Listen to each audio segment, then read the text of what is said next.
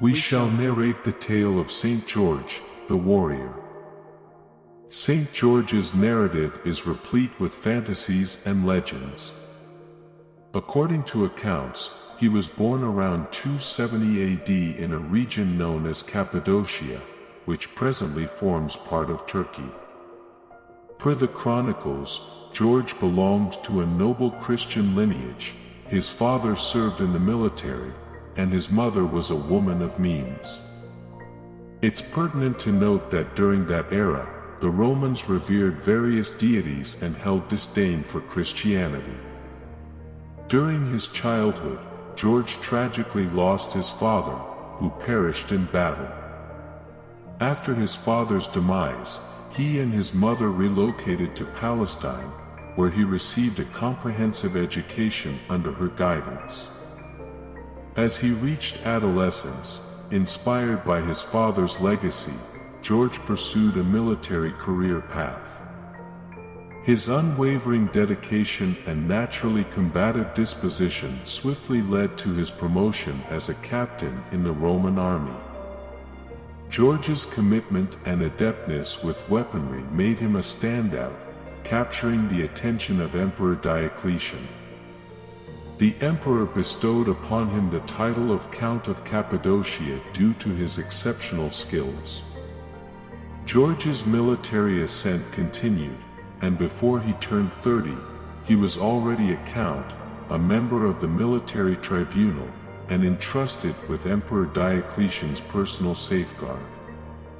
However, alongside the emperor, George began to witness and empathize with the cruelty inflicted upon Christians. Following his mother's demise, he selflessly distributed his possessions to the needy. This act astonished and reverberated among the elite, who were unaware of this facet of George. In due time, Emperor Diocletian, aiming to quash Christianity within the empire, issued a decree ordering the arrest of Christian soldiers. Those not adhering to Christianity were mandated to make sacrifices to pagan deities. On that day, much to the emperor's surprise, George confronted him and openly declared himself a Christian. Diocletian was taken aback, feeling betrayed to hear such words from a trusted confidant. Seeking to retain one of his most skilled warriors, Diocletian endeavored to sway George's faith with material wealth. Despite offerings of gold, properties, and slaves, George steadfastly clung to his faith. Consequently, Diocletian resorted to harsh methods, believing that gradual torture would force George to renounce his faith in Christ. George endured various forms of torment, from iron forks piercing his body to being impaled by imperial soldiers' lances, and even having his wounds seared. Yet, armed with his faith in Christ, he valiantly withstood the ordeal. Subsequently, he faced poisoning attempts by a sorcerer and ingested a potent venom mixed with food, yet remained unharmed. Witnessing this, both the sorcerer and numerous soldiers converted to Christianity. The following day, among other torments, George was submerged in a cauldron of molten lead, emerging remarkably unscathed. To the emperor's satisfaction, George feigned abandoning Christianity and embracing Roman deities. With immense joy, the emperor summoned the Senate and the populace to assemble at the temple. Standing before the statue of Apollo, George made the sign of the cross and posed a question, saying, "Why do you seek to be like God?" Instantly, a voice from the statue responded, "I am not God, none of these statues are angels, we were made demons, thus understanding humanity."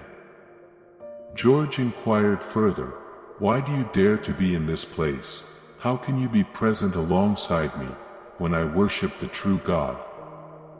This statement was followed by a sound resembling cries emanating from the statues, which shattered into pieces. This incident garnered substantial attention, yet George continued to be subjected to torture, now even accused of witchcraft. To further enrage the emperor, his own wife, Alexandrina, converted to Christianity. After enduring torture herself, she confided in George that her only fear was to die without being baptized.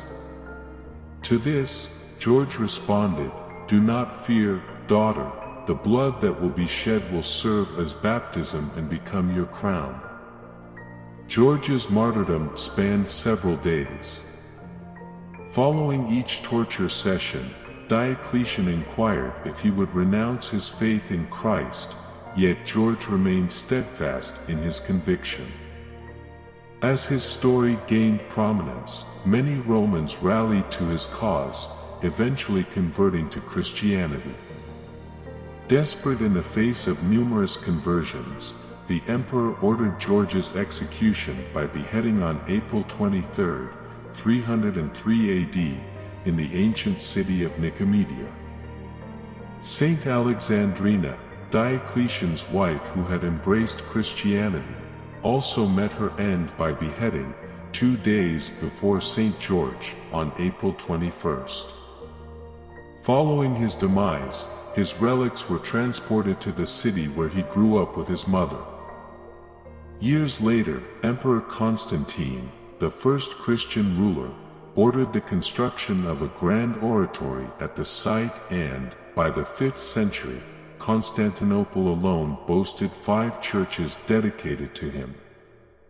In Egypt, within the first centuries after his death, 40 convents and 4 churches dedicated to St. George were erected. Within the Byzantine Empire, Armenia, and the Bosphorus Strait in Greece, St. George was revered among the most prominent saints of the Catholic Church.